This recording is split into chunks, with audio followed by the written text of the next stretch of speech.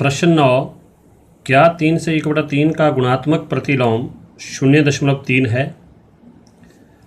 तो देखिए इसमें क्या करेंगे आप, लिखा देखिए कि क्या 3 से 1/3 का गुणात्मक प्रतिलोम 0.3 है।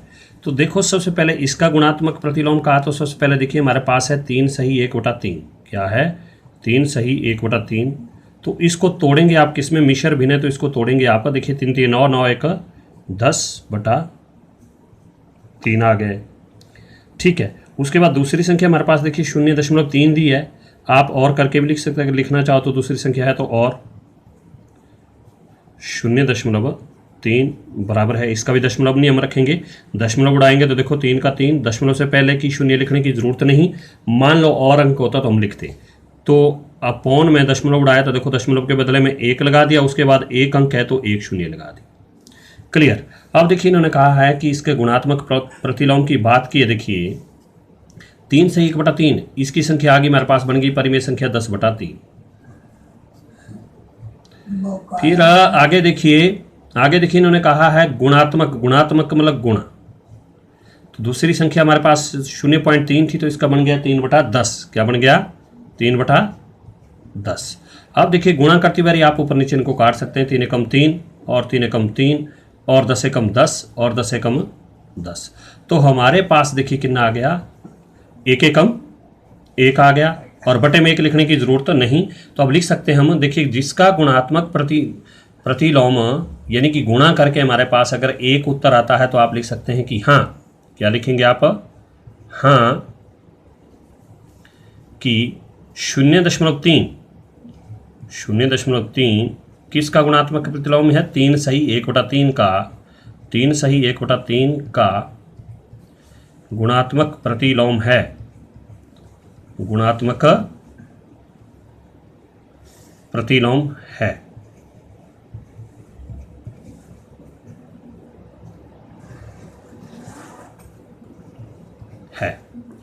ठीक, उसके बाद प्रश्न 10 देखिए, इसका कहा है कि एक ऐसी परिमेय संख्या जिसका कोई व्युत्क्रम नहीं है।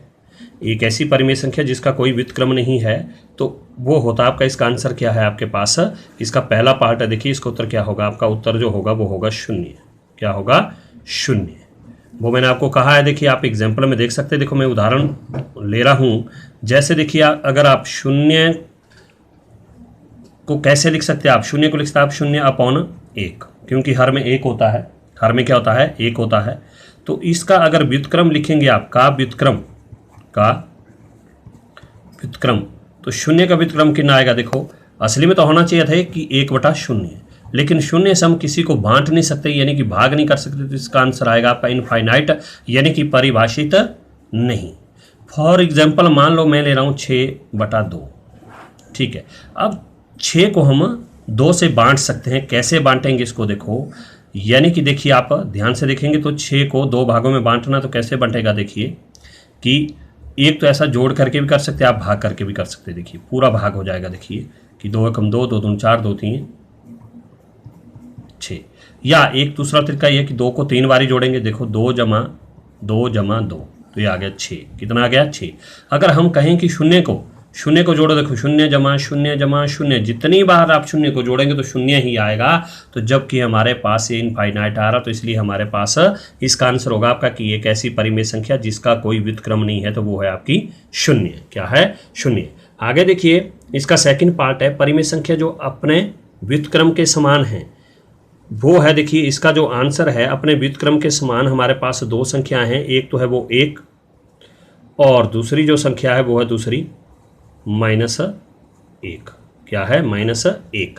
जैसे आप अगर 1 का व्युत्क्रम लेना है, देखिए ये रफ में बता रहा हूँ मैं आपको।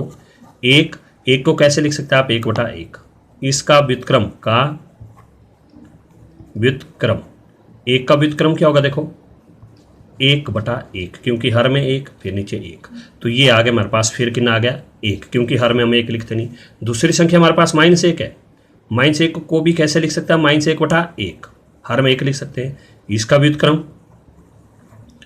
व्युत्क्रम कितना आएगा? देखिए इसका व्युत्क्रम क्या होगा?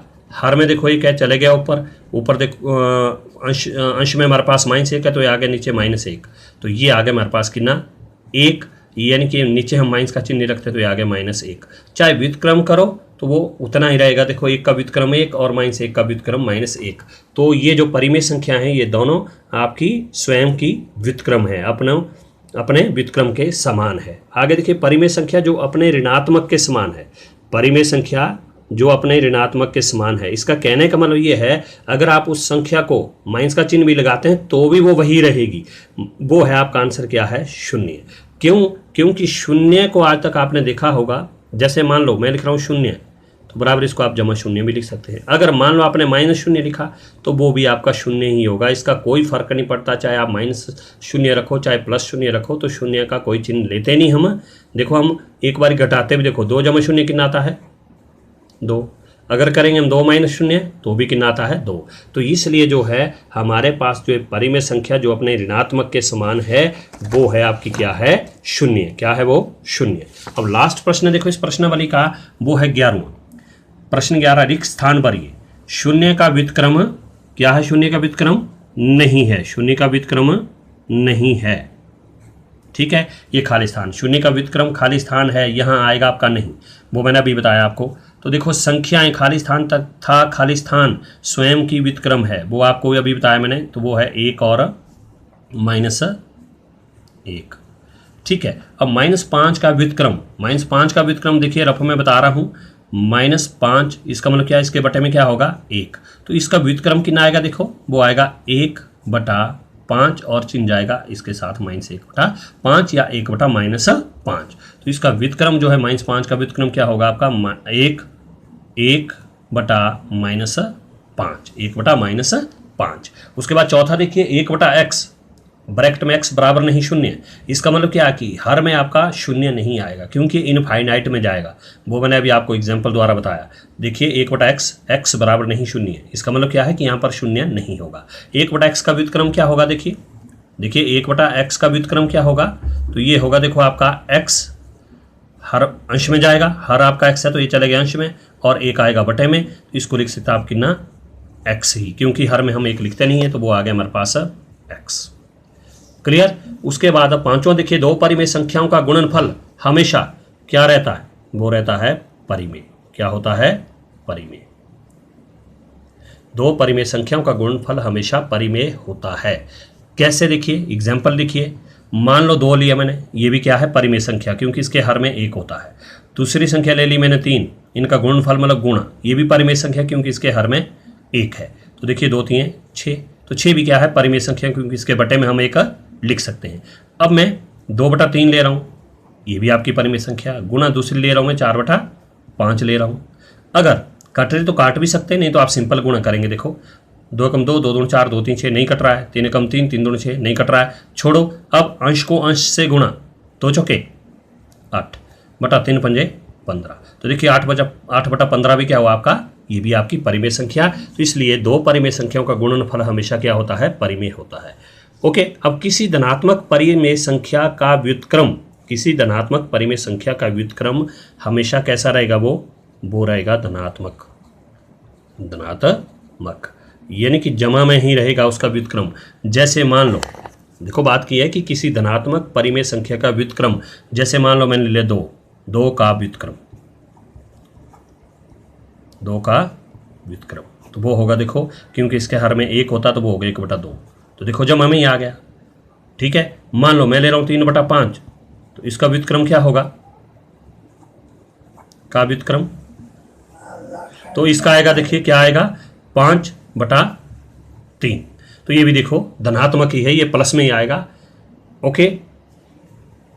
तो इसी के साथ आपकी प्रश्नावली पूरी खत्म होती है। तो नेक्स्ट क्वेश्चन हम आगे करेंगे। Okay, thank you.